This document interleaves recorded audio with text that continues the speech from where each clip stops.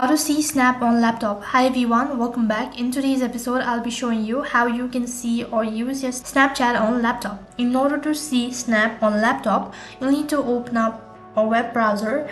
After that, on the web address bar, you'll need to type in web.snapchat.com and it's going to direct you to the web version of your Snapchat. So right over here, you'll need to log in into your account. For that, click on the login button located right at the bottom.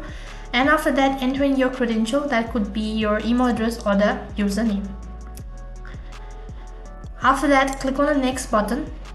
Now enter in the password associated with your Snapchat account. So as you can see that I'm logged in, so click on the get started button, which is located at the bottom. If you want to enable a notification, then you can do that by tapping on enable notification, or just click on the not now button.